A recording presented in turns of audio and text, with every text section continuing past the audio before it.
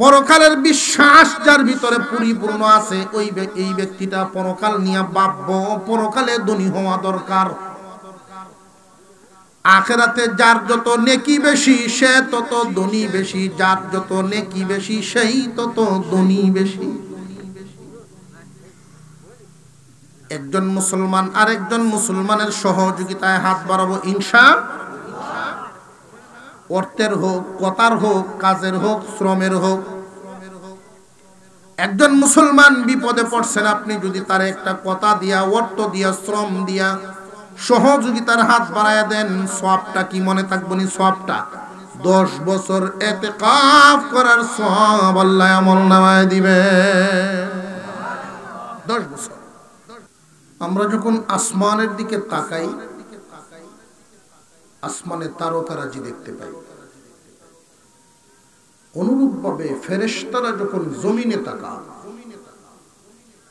ওই সমস্ত মাহফিলগুলো তারার মতো দেখতে পায়। ফেরেশতারা জিজ্ঞাসা করে, আল্লাহ জমিনে এগুলো কি? আল্লাহ বলেন, আমার আলোচনার মজলিস তারকার মতো নূরে চমকাইতেছে। যেখানে যারা শামিল হয়েছে এদেরকে পুরস্কার কি দিবা? প্রথম পুরস্কার তারা পাইছে শামিল হওয়ার সাথে সাথে পিছনের সগীরা গুনাহ মাফ। যতক্ষণ পর্যন্ত এখানে বসা থাকবে বৃষ্টির মতো এদের উপরে সখিনা আল্লাহর রহমত নাজিল হইতে থাকবে। মনোযোগের সাথে কোরআন হাদিসের আলোচনা শুনবে, আমলের নিয়তে শুনবে। আলোচনা শুনলে মানুষের মনের অবস্থা পরিবর্তন হয়। কেউ যদি তার নিজের পিছনের কৃতকর্মের উপরে চিন্তা করে তওবা করে ফেলে, আল্লাহ তার কবিরা গুনাহ মাফ করে দেবে। এই রহমতি বরকতি জায়গায় আসতে পেরে খুশি না বেজার? আমি আপনাদের সামনে পবিত্র কুরআনুল কারীমের একখানা আয়াত আর নবীজির একখানা হাদিস তিলাওয়াত করেছি।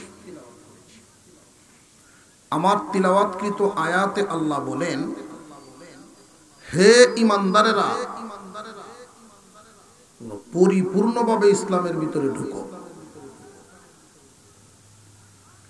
বর্তমান সময়ে ঈমানদারের সংখ্যা বাংলাদেশে অনেক, কিন্তু সবার মান মর্যাদা সমান না, সবার ক্যাটাগরি সমান না।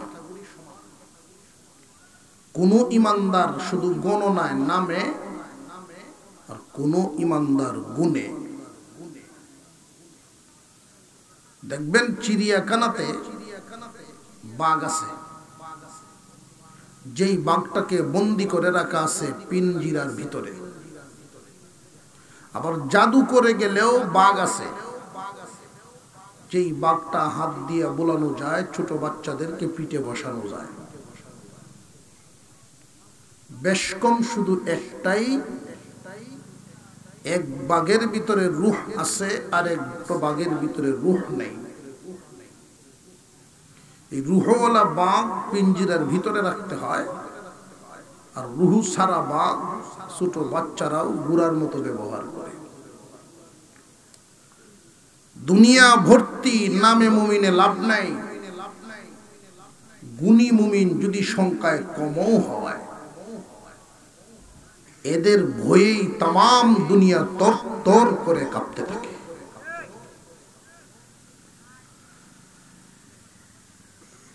আজকে এই বাংলাদেশে 93 থেকে 95 ভাগ ঈমানদার।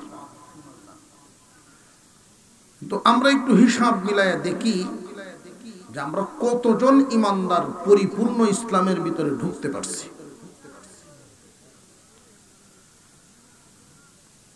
একটার নাম হলো ঈমান, আর একটা শব্দ হলো ইসলাম। একটা শব্দ ঈমান আর একটা শব্দ ইসলাম। যে ব্যক্তি আল্লাহ বিশ্বাস করে, পরকাল বিশ্বাস করে, এই বিশ্বাস শব্দের আরবি অর্থটাই আরবিতে বলা হয় ঈমান।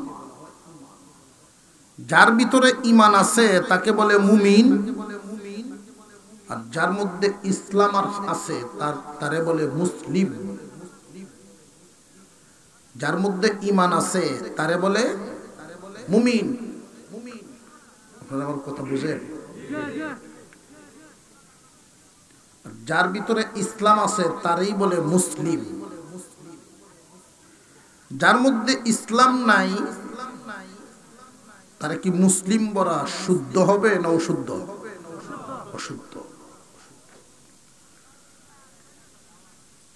যার ভিতরে ঈমান নাই তারে মুমিন বলা শুদ্ধ হবে। ঈমান শব্দের বাংলা অর্থ হইল বিশ্বাস।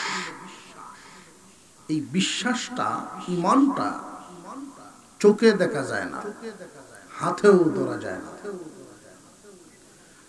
এই সুযোগে অনেক মানুষ নামাজি দেখবেন বেনামাজিরে কয় তোর চাইতে আমার ঈমান শক্ত আছে, নামাজ না পড়লে কি আমার ঈমান ডাট।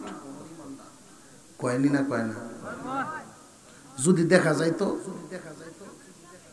ঈমান যদি দেখা যাইতো বলতে পারত। কিন্তু ইসলাম দেখা যায়, ইসলাম দেখা যায়। দাড়ি শেভ করে ফেলে দেওয়া এটা কাফেরদের কাজ, দাড়ি দিয়ে মুখটারে সাজায় রাখা মুসলিমের কাজ। যার থুতাত ইসলাম নাই এটা চোখে দেখা যায়। কথা বুঝে আসতেছে? আমরা মুসলমান, আফসোসের সাথে বলতে হয় ইমানদার ব্যবসায়ী, ব্যবসা ইসলাম নেই। ইমানদার মুমিন গিরস, তো কৃষিতে ইসলাম নাই। ইমানদারদের বিয়ে শাদিতে তারা ইমানদার, কিন্তু ইসলাম নাই। ইমানদারের সংসার আছে, ইসলাম নাই। আছে না নাই? এই অবস্থা চলছে না চলছে না? আমরা নামে মুমিন, গুণী মুমিন হতে পারছি না। আল্লাহ বলেন, হে ইমানদারেরা, পরিপূর্ণভাবে ইসলামের ভিতরে ঢুকিয়া যাও। তবে পরিপূর্ণভাবে ইসলামের ভিতরে ঢুকতে যখন রওনা দিবা, তোমার সামনে বাধা হয়ে দাঁড়াবে একজন, তার নাম শয়তান। বিভিন্ন ধরনের দুঃখা দিবে তোমাকে। এর মধ্যে একটা দুঃখা হইল তোমাকে পশ্চিমাদের পশ্চাত্য কালচারের ধোঁকা দিবে। তুমি যখন সুন্নত তরিকায় দাঁত পরিষ্কার করার জন্য মেসওয়াক করতে রওনা দিবা, শয়তান তোমাকে ব্রাশ হাতে নিয়ে ধোঁকা দিব গাছের ডাল আগিলা মানুষের কাম। বর্তমান জামানার ফ্যাশনের সাথে তাল মিলাইতে গেলে ব্রাশ লোন লাগবে, নইলে ভদ্রলোক বুঝে যেত না। তুমি যখন খানা খাইতে রওনা দিবা, খাওয়াতে ইসলাম ফিট করতে চাইবা, আর ইসলামী খানা দস্তরখান সহ সুন্নত তরিকায় একজন মুসলমানের খানা, ওই সময় শয়তান তোমাকে বাধা দিব ডাইনিং টেবিল ফিটিং করিয়া। এই ছাটায় বৈশা আগের দিনের মিসকিন ফকিররার মতো খাওয়া তো বাদ দেও, একটু আধুনিক। এই আধুনিকতার দুহাই দিয়া মুসলমানদেরকে আজকে পাশ্চাত্য সংস্কৃতির দিকে ধাবিত করা হচ্ছে। জেনে রাখবেন, মুসলমান কোন সমাজে, কোন পরিবারে, কোন ব্যক্তি জীবনে যতক্ষণ পর্যন্ত তুমি নিজেকে দাবি করবা মুমিন, দাবি করতে চাইবা মুসলিম, আল্লাহর রাসূলের পরিপূর্ণ তরিকা ব্যতীত কোথাও তুমি শান্তি পাইবা না। মুসলমান ইমানদার ভাইরা আমার, কাফের আর ইমানদার বেশ কম আছে না নাই?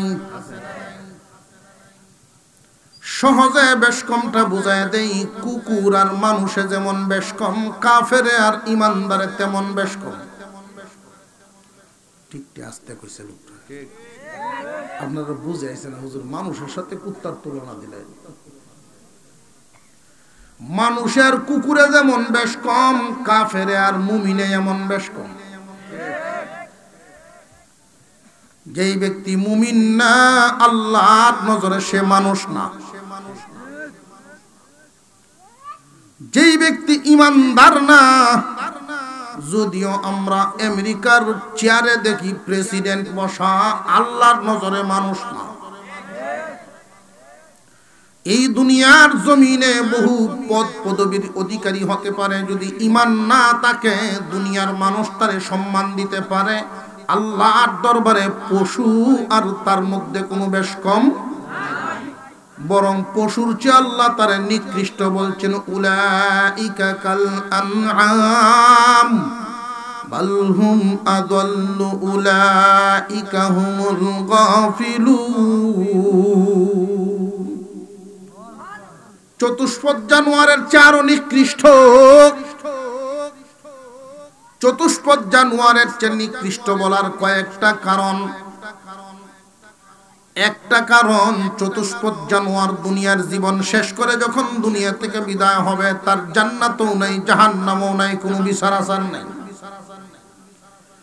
তুমি মানুষ আশরাফুল মাখলুকাত হওয়ার পরেও যদি তুমি মালিক না চিনো, দুনিয়া থেকে বিদায় হওয়ার পরে যখন তুমি হিসাব নিকাশের দ্বারস্থ হইবা, হয়তো জান্নাতি নইলে জাহান্নামী। তুমি যদি নাফরমান হও, তোমার কপালে জাহান্নাম আছে, আর কুকুরের কপালে কোনো জাহান্নাম নাই। এই দিক থেকে তুমি কুকুরের চেয়ে নিকৃষ্ট। আর দুনিয়ার জমিনে লক্ষ্য করে দেখবেন, একটা চতুষ্পদ জানোয়ার তার মালিক চিনে, তুমি মানুষ হয়েও মালিক চিনলা না।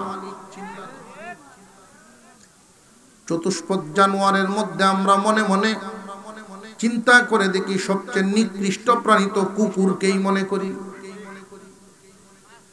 অথচ এই কুকুর মালিককে কি পরিমাণ মানে লক্ষ্য করে দেখবেন আপনারা।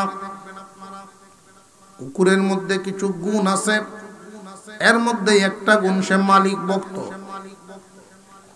মালিক তার জন্য আলাদা কোনো বিছানার ব্যবস্থা করে দেয় না, প্রচন্ড শীতের রাত অতিক্রম করে আলাদা কোনো গরম দেয় না। বারান্দার কোনায় পড়ে থাকে, উচ্ছিষ্ট খায়, জুতা ফানি এগুলো ফেলাইলে এগুলো খায়াই সে মালিকের খুব ভক্ত। গভীর রজনীতে আপনি যদি কোথাও থেকে আসেন, আপনার না চিনেই প্রথমে ভোগ ভোগ করবে।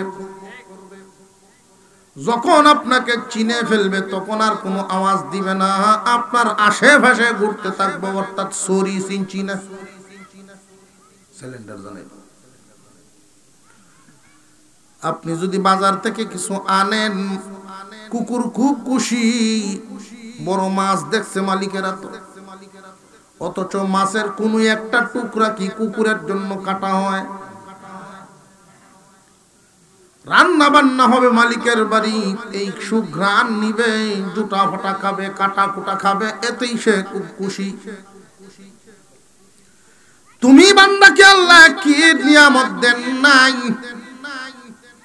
কোন নিয়ামতটা তুমি অস্বীকার করতে পারবা রে বান্দা? এই দুনিয়ার জমিনে লক্ষ্য করে দেখেন, এক বোতল পানি কিনলেও 30 টাকা দিলে পরে এক বোতল পানি দেয়।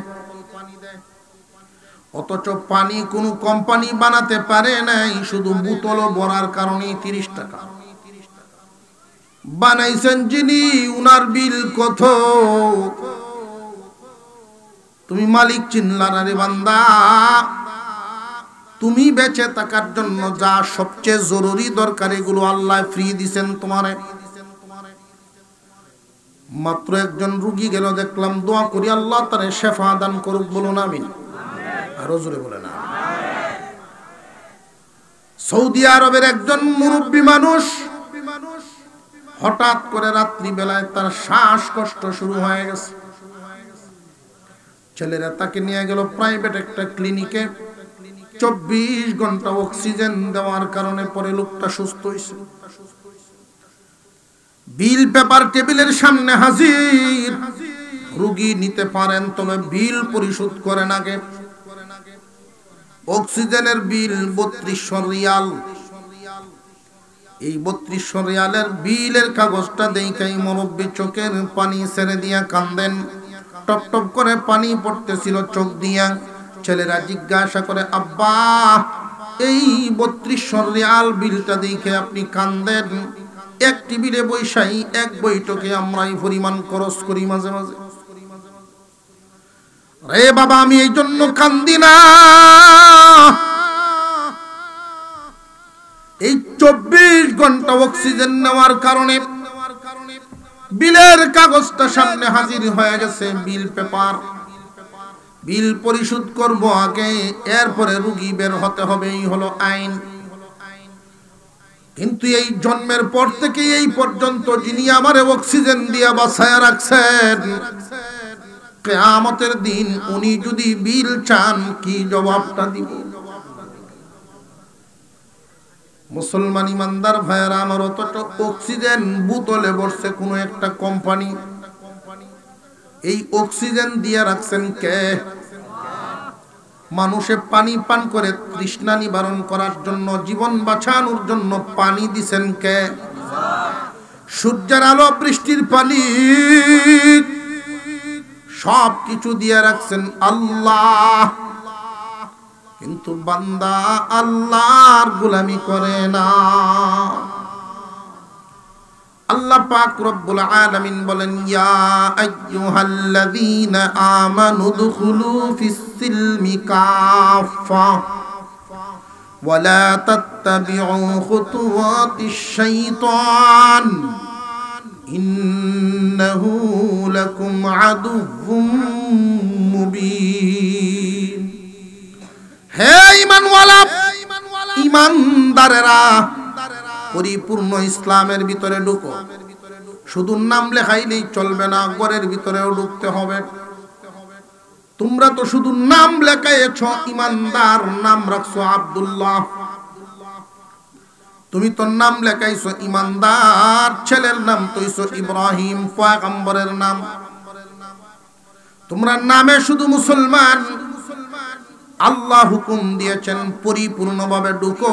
পরিপূর্ণভাবে যেই সমাজের মানুষ ইসলামের ভিতরে ঢুকবে, সব বিধি বিধানের আলোচনা তো আর এক বৈঠকে করা সম্ভব হবে না। আল্লাহর নবীর একখান হাদিস আপনাদের সামনে তিলাওয়াত করলাম, ওই হাদিস কানা মনোযোগ দিয়ে শুনবেন। للمسلم على المسلم ست بالمعروف يسلم عليه إذا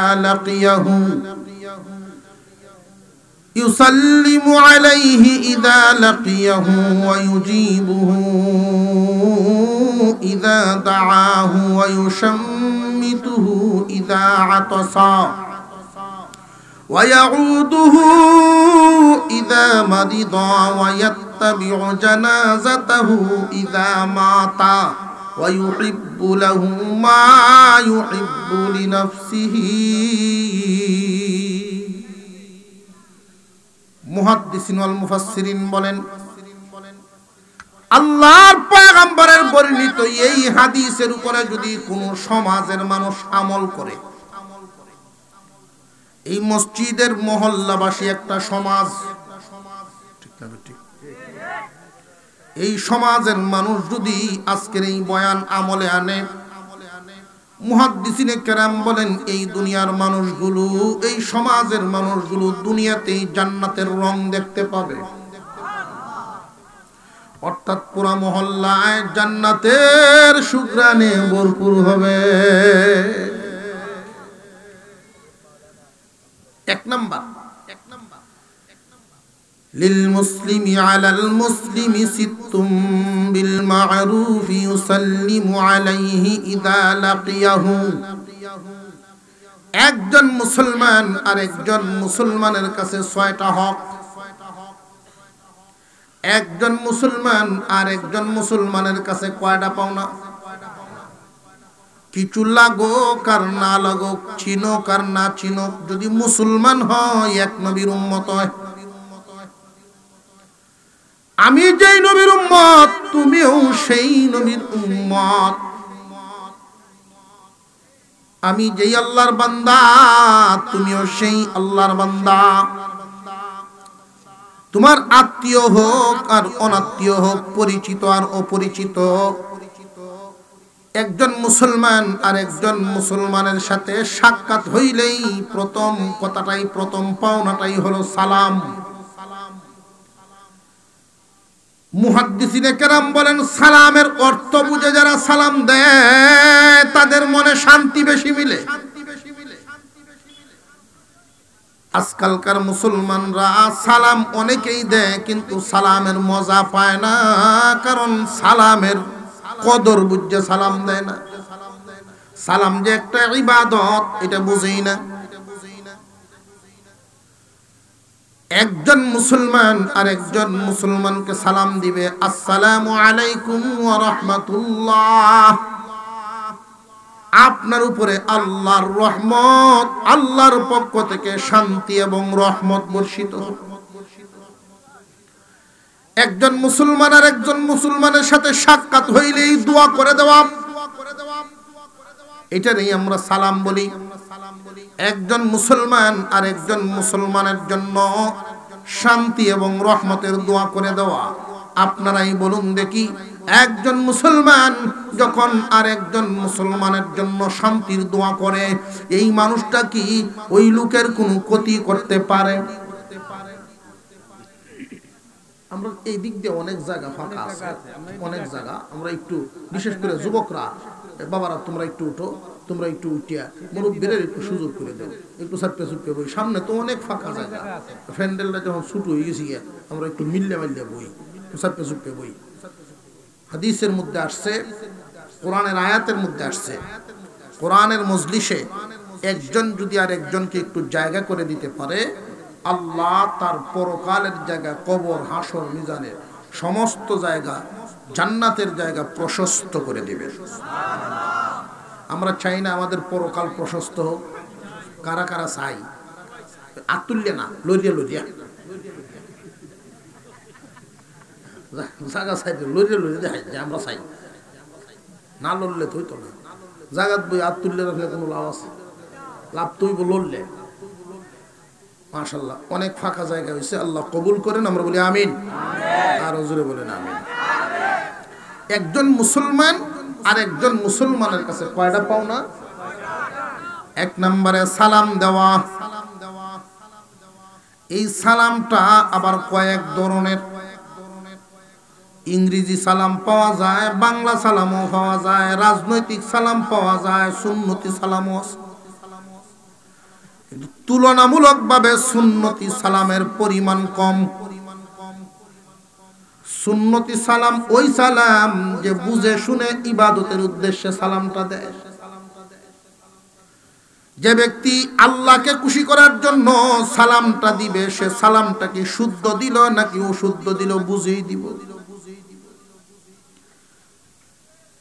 ভিন্ন ধর্মীরা দেখবেন একজন আর একজনরে দেখলেই ভাই এসে এরা সামনে বললেই সম্মান দিয়েছে। মুসলমানে এখন এই সম্মানী অভ্যাসে সালাম ব্যবহার করে। আমার তালুর সামনে পড়ছি, আসসালামু আলাইকুম দেয়নি না, দেয় না। ইবাদতের উদ্দেশ্যে কিন্তু সালাম খুব কমই মানুষ ব্যবহার করে, সুন্নতি সালামের পরিমাণ কম। ইংরেজি সালাম লেঙ্গুন নাই। অফিস আদালতে গেলে শুনুন যায় সালাম কত শর্ট, আসসালামু আলাইকুম, আসসালামু আলাইকুম, লেজ ভাই না কুজ্জ সালামে।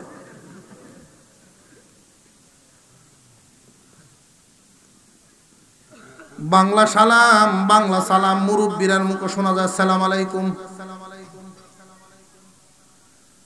রাজনৈতিক সালাম আছে, দূরে দাঁড়ায় রয়েছে কোনো একজন বুড়া, রাস্তা দেয় সালাম কম করে একটা টান দিছে, এই পর্যন্ত যেতে যায় আওয়াজটা। সুন্নতি সালাম খুব মনে রাখবেন, আসসালামুর যে হামজা জবর আ, হামজা জবর এই আক রাখবেন, আর টানে সারা সালাম টান সুস্থ হয়ে শুদ্ধ হয়ে যাইব। আসসালামু আলাইকুম ওয়া রাহমাতুল্লাহ, একবার বলেন শুনি। সালামের ঠেলায় বড় ক্যামেরা তোমার উল্টে উল্টে করতেছে।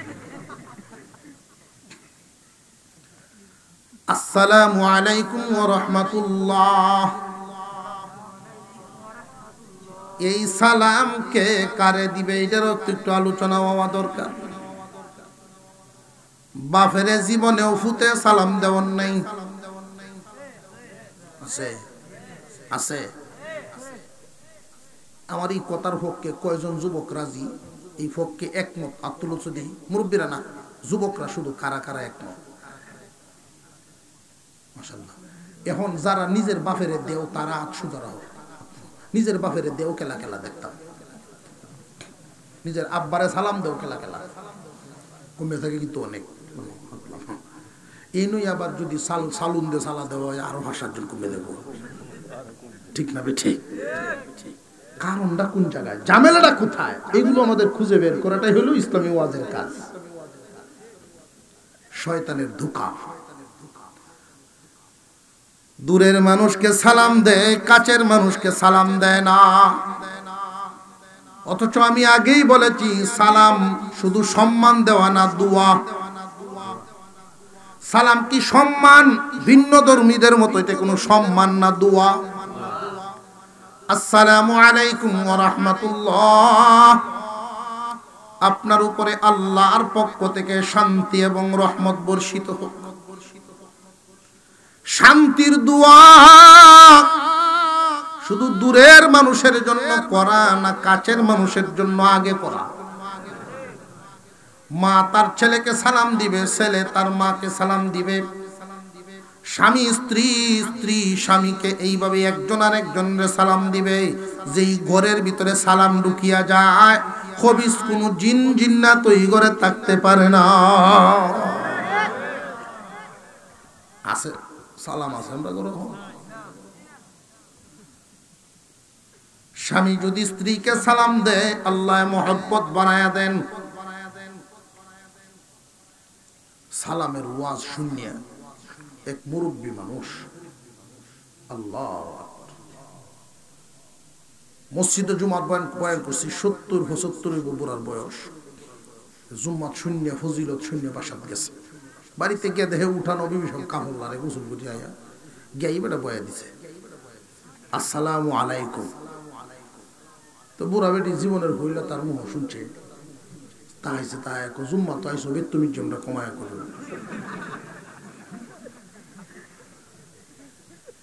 ফোরের জুমাতা এক হুজুর চলতো না, এটা আমার বেতুমিজ কয়। আমি তো ঘটনা বুঝতেই পারছি। আপনি কি জীবনে সালাম দেন নাই? কয় না, এই জীবনে হইলা দিসলাম, এই জন্যই খাইছেন এটা।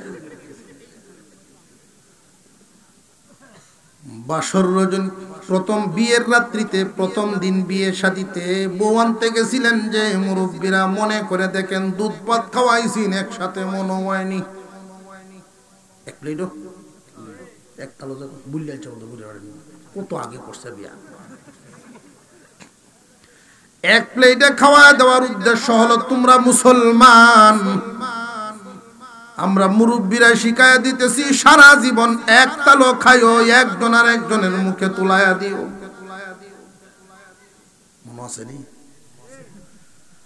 একজন আর একজনের মুখে উঠায় দেয়, বিয়ার দিন শর্মা হেমনে ফিরে কার মুখ দিছে গেলা দেখছে। বিয়ার দিন শিখাইয়া দেওয়ার উদ্দেশ্য হলো সারা জীবন একজন আর একজনের মুখে উঠাইয়া দিও। আল্লাহর রাসূল বলেন, স্বামী যদি স্ত্রীর মুখে লুকমা উঠা দেন, স্ত্রী যদি স্বামীর মুখে লুকমা উঠায় দেয়, যেই পরিমাণ লোকমা দিল, যে কয়টা লোকমা দিল, এই পরিমাণ স্বর্ণ সদকা করার সওয়াব দেওয়া হয়। আছেই তো। একজন যদি আর একজনের মুখে কানা উঠায় দেয়, মহব্বত বাড়ে, মহব্বত বাড়ে। মোহাব্বত কি পরিমাণ বাড়ে লক্ষ্য করে দেখবেন। আল্লাহর পয়গম্বর বলেন, যারা এক প্লেট স্বামী স্ত্রীতে মিল চাও, এক প্লেটে খানা খাও, এক প্লেটে খানা খাওয়াও নাই, লোকমা উঠায়া দেওয়াও নাই, এই জন্যই ঝগড়া বেশি। ঠিকটা 2-3 জনে কইছে ঝগড়া হয় না। আহা, আমি জান্নাতের বয়ান করছিলাম এক মাহফিলে, বুড়া বেটা কার হইছে, বুড়া বেটা তারা হুজুর আমি যদি বেহেশতে যাই বাবুল্যের মাও যাইব। উনি গেলে আপনার কি সমস্যা? আমার হুরিয়ালছে ভাই, 30 বছর হুরিয়ালছে, আমার রাখছে আর না। মিল মোহব্বত হয় না কেন? তরিকা আমাদের ভিতরে নাই। আমরা মুমিন কিন্তু মুসলিম হতে পারি না। আমরার ঈমান আছে, ইসলাম নাই।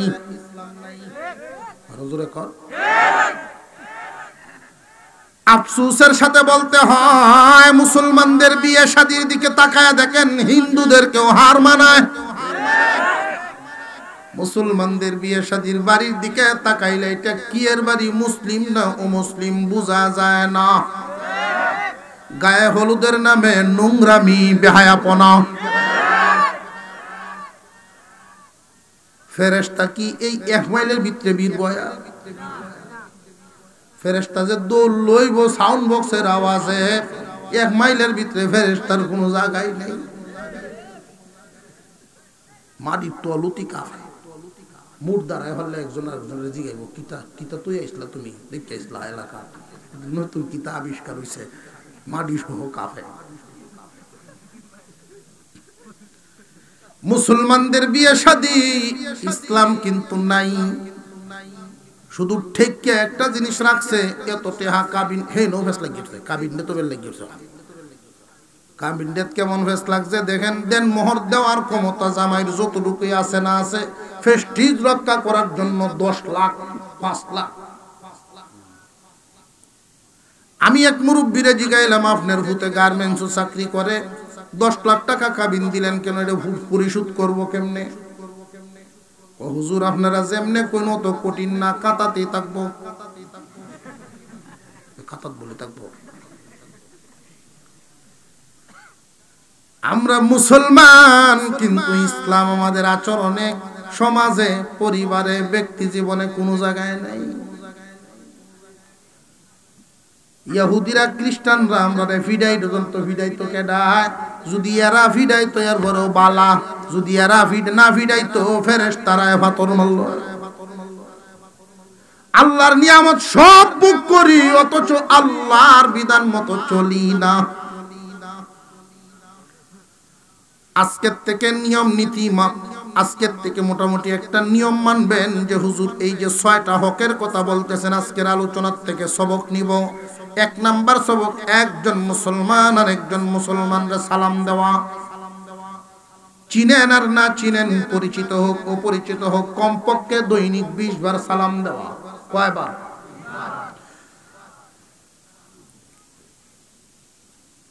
আব্দুল্লাহ ইবনে ওমর রাদিয়াল্লাহু তাআলা আনহু থেকে বর্ণিত, তিনি বলেন, কেউ যদি দৈনিক 20 বার সালাম দেন আল্লাহর সন্তুষ্টির জন্য, এই রাতে অথবা দিনে যদি লোকটা মারা যান, শহীদের সওয়াব দিয়ে হাসরে উঠাইবে। 20 বার সালাম দেওয়া কি কঠিন কাম না সহজ? পরিবারের লোকদেরকে তো সালাম দেয়া যায়। সন্তান, তুমি তোমার বাবারে যদি সালাম না দাও, বাবারে দোয়া থেকে বঞ্চিত করে দিলা। সালামের আরেকটা অর্থ কি? দোয়া। সালাম তো এটা শান্তির দোয়া। তোমার বাবারে আগে দিবা, মারে দিবা, পরিবারের সহজ মানুষ যারা আছে পরিবারের সদস্যদেরকে দিবা। দূরের মানুষরে সালাম দেয়, আদব যা দেখানি সব দূরে দেখায়, কাছের মানুষের সাথে আদব দেখায় না। বাপেরে দেখলে কোনদিন ছেলে চেয়ার তাকে দাঁড়াইছে না, তালুই দেখলে টিহি কারোয় রে, তালুয়ে মনে মনে কয়, আরে এইটা কেন আমার জামাই হইল না, আমার এই পুত্রটা কি আদব দেখছ, এইটাই যদি আমার জামাই হইতো কি ভালো আছে। 1 নাম্বার, একজন মুসলমান আর একজন মুসলমানের সাথে সাক্ষাৎ হইলে সালাম দেওয়া। সালামটা একবার উচ্চারণ করি, বলি, আবার বলি, আসসালামু আলাইকুম ওয়া রাহমাতুল্লাহ। 2 নাম্বার, ওয়ায়ুজিবুহু ইযা দাআহু। কোন মুসলমান আরেকজন মুসলমানকে যদি সাহায্যের জন্য ডাক দেন, সামর্থ্য অনুযায়ী জবাব দেওয়া।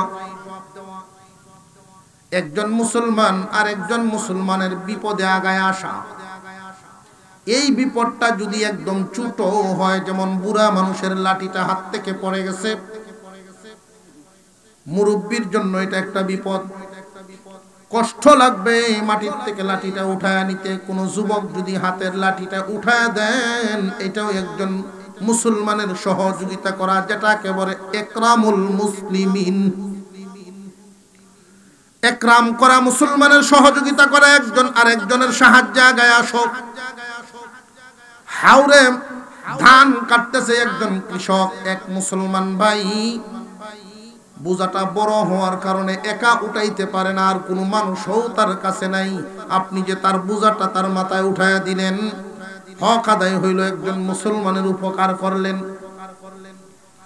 বড় একটা ব্যাগ নিয়ে বাজার থেকে উনি যাইতে পারতেছেন না, আপনি যে তার এই কাজটার মধ্যে গিয়ে একটু শামিল হয়ে গেলেন। একজন মুসলমান আর একজন মুসলমানের কোনো একটা কাজে ঠেলা গাড়ি দিয়ে ধান কুটানোর জন্য নিয়ে যাইতেছেন, উঁচা একটা ব্রিজে টান দিয়ে উঠাইতেই পারতেছে না, কষ্ট হইতেছে তার। যদি দেখেন খুব কষ্ট হইতেছে, পিছন দিক দিয়ে একটু সহযোগিতা করলেন, এটা তার সহযোগিতা হইল। কথার দ্বারা হোক, অর্থের দ্বারা হোক, শারীরিক পরিশ্রমের দ্বারা হোক, একজন মুসলমান আর একজন মুসলমানের সাহায্যে হাত বাড়ানো। যদি এক মুসলমান আরেক মুসলমানকে সহযোগিতার হাত বাড়ায়া দেন, আল্লাহর পয়গম্বর বলেন 10 বছর মসজিদে ইতিকাফ করার সওয়াব তার আমলনামায় দেওয়া হয়। আপনি বাজার থেকে মাছ বেশি নিয়ে আইছেন বা তরকারি বেশি নিয়ে আইছেন, পাশের ঘরের মহিলা এসে সহযোগিতা করে আপনার বিবিরে, এমন পরিবেশ, এমন সামাজিকতা আছে না নাই? কিন্তু নিয়তটা থাকতে হবে সওয়াবের আশায়। আমার একজন মুসলিম বোন সমস্যায় পড়ে গেছে, আমি তার একটু সহযোগিতা করে দিলাম, 10 বছর ইতিকাফ করার সওয়াব ওই মহিলায় পাওয়া যাইব। কিন্তু আমরার মা বোনরা না বুঝার কারণে উল্টা করে। আমরার মা বোনরা কেমন উল্টা করে জানেননি? কয় আমি মাছ কাটতে দেই, তুমি আমার উহুন এনে দিও। বদলায় না। বর্তমান সময়ে একজন মুসলমান আর একজন মুসলমানের সহযোগিতায় হাত বাড়ানোর সংখ্যা খুব কমে গেছে, যেই কারণে সুদের হার বাজারে বেড়ে গেছে, সুদি কারবার বেড়ে গেছে, সহযোগিতা কমে গেছে। একজন মুসলমান বেশেবায় পরে যদি আরেকজন মুসলমানের কাছে বলে, ভাইজান 5000 টাকার দরকার ছিল, 1 মাস পরে আমি দিয়ে দিব। আল্লাহর রাসূল হাদিসের মধ্যে বর্ণনা করেন, এই 5000 টাকা যে 1 মাসের জন্য কর্জা দিল, যে ব্যক্তি কর্জা দিল তার লাভ কি জানেননি? সুদে এই লাভের সাথে পারতো না। সুদ খাইবা, হিসাবটা পরে হইব, আগে এটার লাভটা বুঝেন। 5000 টাকা যে কর্জা দিলেন কত দিনের জন্য? আরো জোরে কর। এই 1 মাসের জন্য যে কর্জা দিল 5000, দৈনিক 5000 টাকা দান করার সওয়াব, দৈনিক 5000 টাকা দান করার সওয়াব, দৈনিক 5000 টাকা দান করার সওয়াব ওই কর্জা দেওয়া লোকের আমলনামায় আল্লাহ দিব। কর্জা দেওয়ায় লাভ আছে না নাই? লোক বুঝা কর্জা দেওয়ান লাগবো সবাই রে না। এমন মানুষও আছে কর্জা দিয়ে খুব বিভূত করছে, আছে না নাই? কর্জা দিতে চায় না মানুষ, এই লাভটা বুঝে না, এই কারণেই দেয় না। মুসলমান, আল্লাহর পয়গম্বর তোমাদেরকে শিখাইছেন নিয়ম নীতি, তোমার যদি ঋণটা পরিশোধ করতে টাকাটা কর্জা পরিশোধ করতে লাগে যদি তোমার 20 দিন লইও তুমি 40 দিন লাগে, যদি 15 দিন লইও তুমি 25 দিন সময় বাড়ায় লইও, এতে ওয়াদা খেলাফ হবে না, আর ওই লোকটার সাথে মহব্বতও কমবে না। সময় আসার আগেই যদি পরিশোধ করে দিয়ে দাও, যেই মহব্বতে তোমারে দিছিলেন মহব্বত কি কমবে না ডাবল আরো বাড়বে? কিন্তু আমরা এই আমলে নাই। আমরা অভ্যাস হইল দিয়ে 5,000 টাকা গুরান দিয়ে দিতেছি। এই যে গুরান লয়, গুরান তো আর শেষ হয় না। 1 বছর 1.5 বছর ওখান দেখলে খালি বাগে। দোকান বাকি দেওয়া সওয়াবের কাজ, কিন্তু এমন লোকরে বাকি দেয় 6 মাস এই দোকান তো নেওয়া পরে এই দোকান বদলা এলাম, আরেক দোকান তো নেওয়া শুরু করছে। নীতিহারা মানুষের সাথে লেনদেন করতে নাই। মুসলিম বারবার টকে না, মুমিন বারবার টকে না। মানুষ নীতিবান মানুষ চিনবেন কেমনে, ভালো মানুষ চিনবেন কেমনে? লেনদেনে। কর্জা নেওয়ার পরে যদি 1 মাসের জন্য নিল, কয় হাজার বলছিল? আরো জোরে। এই 5,000 টাকা দৈনিক দান করার সব পাইল দেওয়া। 30 দিন পূর্ণ হওয়ার পর টাকাটা ব্যবস্থা করতে পারে নাই। তুমি যে নেওয়া মানুষ ছিল, তোমার উচিত সময় মতো তার সামনে গিয়ে হাজির হওয়া। টাকা থাকুক আর না থাকুক, তার সামনে হাজিরা দিয়া ভাইজান ব্যবস্থা করতে পারি নাই, দয়া করে কয়টা দিন বাড়ায়া দাও। যদি উনি বাড়ায়া দেন, যদি উনি বাড়ায়া দেন, তাহলে দ্বিগুণ সওয়াব পাইবেন। দ্বিগুণ দান করার সওয়াব, দ্বিগুণ দান করার সওয়াব, প্রতিদিন দ্বিগুণ দান করার সওয়াব। সুদে কি পারবনি এই সওয়াবের সাথে? আপনারা মনে করতেছেন যে হুজুর এই সওয়াব তো দেখতেছি না। ও ভাই, যদি ইমানদার হইয়া থাকো তাহলে এই প্রশ্ন হওয়ার কথাই না। যদি তোমার মনে হয় যে না এইটাই বালা, পরেরটার দরকার নাই, দুনিয়ার দাই বালা আখিরাতটা দরকার নাই, তাহলে তুমি মুমিনই না, ইমানেই ঠিক নাই। তুমি ওয়াজ শুনলে লাভটা কি? পরকালের বিশ্বাস যার ভিতরে পরিপূর্ণ আছে, এই ব্যক্তিটা পরকাল নিয়ে ভাবব। পরকালে ধনী হওয়া দরকার। আখিরাতে যার যত নেকি বেশি সে তত ধনী বেশি, যার যত নেকি বেশি সেই তত ধনী বেশি। একজন মুসলমান আরেকজন মুসলমানের সহযোগিতায় হাত বাড়াবো ইনশাআল্লাহ। অর্থের হোক, কথার হোক, কাজের হোক, শ্রমের হোক। একজন মুসলমান বিপদে পড়ছেন, আপনি যদি তার একটা কথা দিয়া, অর্থ দিয়া, শ্রম দিয়া সহযোগিতার হাত বাড়ায়া দেন, সওয়াবটা কি মনে থাকবে নি? সওয়াবটা 10 বছর ইতিকাফ করার সওয়াব আল্লাহ আমলনামায় দিবে। 10 বছর। কয়টা গেল? হোক মুখস্থ হইতেছে মাশাআল্লাহ। 1 নম্বরে সালাম, 2 নম্বরে সহযোগিতা, 3 নম্বরে হাসির জবাব। হাসি বুঝেননি? হেচ্ছি হেচ্ছি হেচ্ছি না, সর্দি লাগবে, নাক তুলতেছে, খাওয়াত বই 4-5 জন ইস্তেমাই খাইতেছে। যদি কেউ যে পজিশন ধরে লাই, সেই দেখবেন তাল তুললে অন্য যাইতেছে।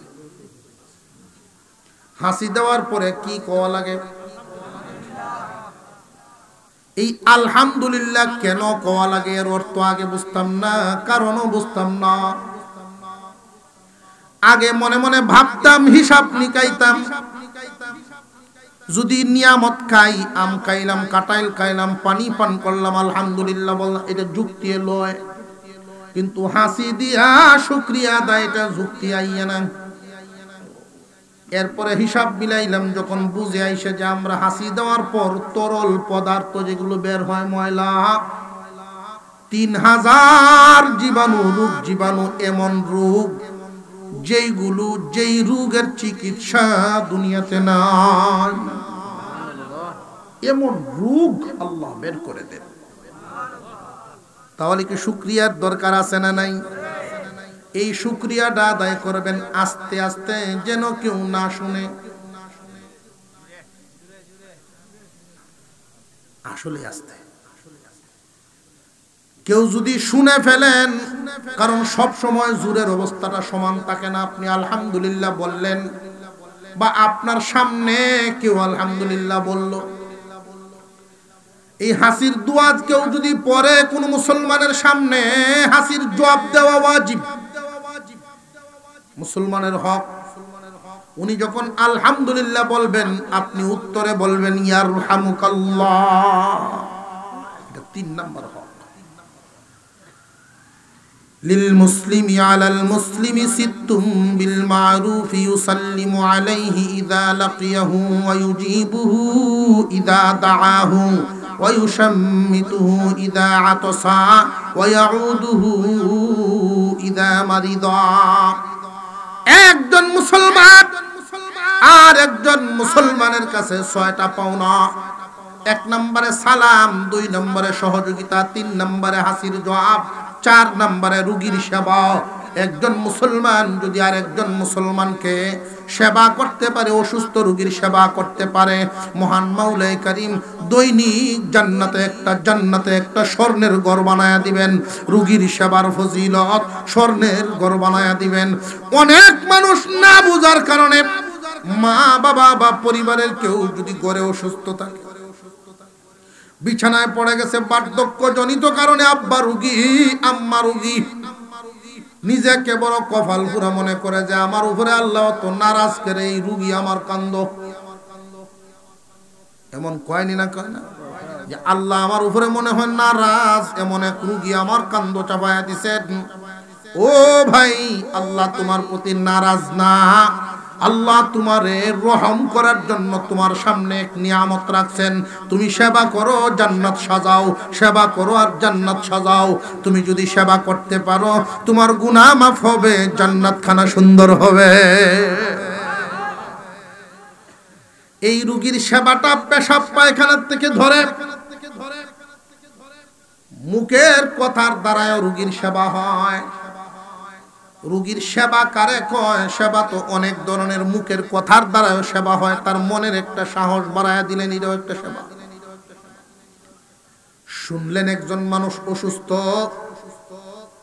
গ্রামের এক মাথায় একজন অসুস্থ, আর এক মাথার থেকে লাঠি দিয়ে বর দিয়া বুড়ার আগে খবর লইত। রাস্তায় যদি জিগাইতো দাদা কই যান, শুনছি অমুকের অসুখ, একটু দেখিয়াই। এই হায়া মায়া মিল মোহাব্বত সমাজ থেকে এখন আস্তে আস্তে উঠে যায়। একজনের কোনো কুছ খবরই লয় না। এখন পাশের ঘরে মানুষ অসুস্থ, 3 দিনেও শুনে না, দেখেও না কিছু। অথচ কেউ যদি কারোর রোগীর সেবা করতে পারে, তোমার আব্বা অসুস্থ, একটা হইলো বাবার খেদমত, রোগী হিসাবে একটা খেদমত। এক রোগী আর এক রোগী, একজন মানুষ যদি কোনো রোগীর সেবা করতে পারেন কথার দ্বারা, যেমন কোন রোগী দেখতে গেলেন, অসুখটার কথা জিগাইলেন, উনি কাঁদতেছেন, মনোবল হারায়া ফেলছেন, মাথায় হাত বোলায়া দিয়া, এটা কোনো বিষয়ই না, ইনশাআল্লাহ আল্লাহ সুস্থ করবো, আবার আগের মতো বাঁচানো যায় আমি একসাথে, মনে সাহস বাড়ে। আর যদি করেন দাবি ধাক্কারা হইন না যে, দাবি ধাক্কারা হইন না যে, এই যাওয়ার দেখ আসেন, এই শেষ মনে হয় আমি বানার কারোই না।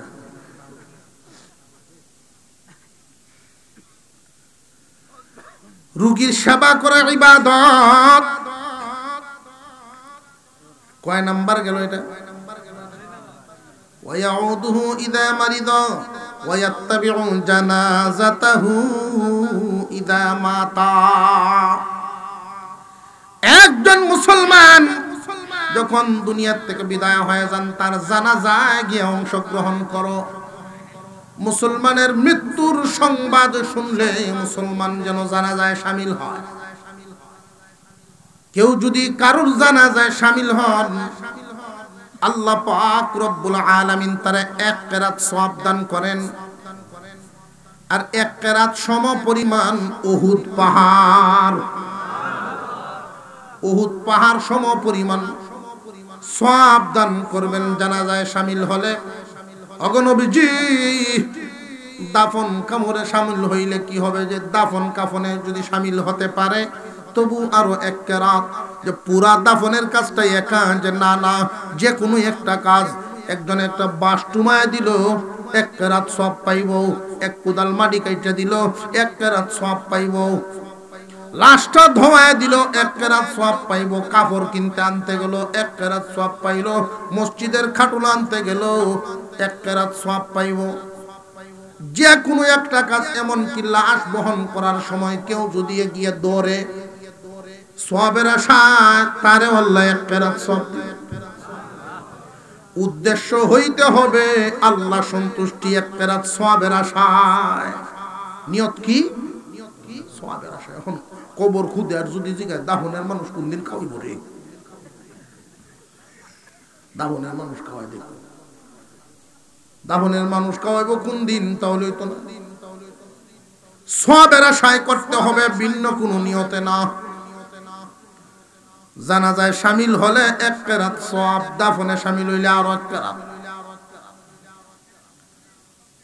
কয়টা হক গেল? এক নম্বরে সালাম, দুই নম্বরে সহযোগিতা, তিন নম্বরে হাসির জবাব, চার নম্বরে রোগীর সেবা, পাঁচ নম্বরে জানাজায় শামিল হওয়া, ছয় নম্বর আল্লাহ পাক রাসূল করিম সাল্লাল্লাহু আলাইহি ওয়াসাল্লাম, আল্লাহ এবং রাসূল কোরআন এবং হাদিসে যত বিধিবিধান করেছেন দেখবেন সবগুলো মানুষের কল্যাণে, মানুষের কল্যাণে। একজন আর একজনের কষ্ট দেখ, এটা আল্লাহ পছন্দ করেন না, রাসূলও না। ছয় নম্বর হক, একজন মুসলমান আর একজন মুসলমানের প্রতি ছয় নম্বর যে হকটা পান, খুব গুরুত্বপূর্ণ, মনোযোগের সাথে শুনবেন। ওয়ায়ুহিব্বুহু মা ইউহিব্বু লিনাফসিহি। মুসলমানের চরিত্র হবে এমন, নিজের জন্য যেটা পছন্দ করে আরেকজনের জন্য এটাই যেন পছন্দ করে। নিজের জন্য যেটা পছন্দ করবে আরেকজনের জন্য যেন এটাই পছন্দ করে। দেখবেন কাটলও যদি বাজারে নেয়, যে দিক দিয়ে খাওয়া উল্টা এত দেখছেন নি, খাওয়াটা দেখতো না। কোন ডাক্তারে যদি কয় তোমার এই গরুটার লাংস ফানি আইছে, সপ্তাহ আনি টিকতে পারে, মারা যাবে, বড় পুত্রে ডাহে দারো বাজার কোনটা আছে তাড়াতাড়ি বেশি আব্বা এটা লাংস ফানি আসছে, বেচবেন আরেক বেটার গরুকে মরবো, ও তো মুন্সিগিরি দিয়ে আসছে না।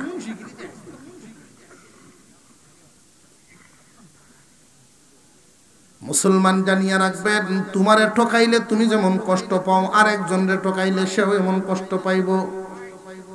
নিজের জন্য যেটা পছন্দ করো আরেকজনের জন্য এটাই পছন্দ করবা, নিজের জন্য যেটা অপছন্দ করো অন্যের জন্য এটাই অপছন্দ করবা। তাহলে বোঝা গেল তোমার বিবেক জাগ্রত। এই ছয়টা হক কোন সমাজের মানুষ যদি মেনে চলে,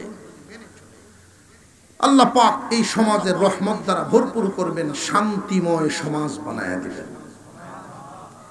যে সমাজে একজন মুসলমান আর একজন মুসলমানকে সালাম দিতে ভুল করে না, বড় হোক আর ছোট হোক। আমরা তো মনে করি যে আমার দাড়ি যখন ফাঁকছে সাদা, কাঁচা দাড়িওয়ালায় আমারে সালাম দিও, আমি করে দিতাম।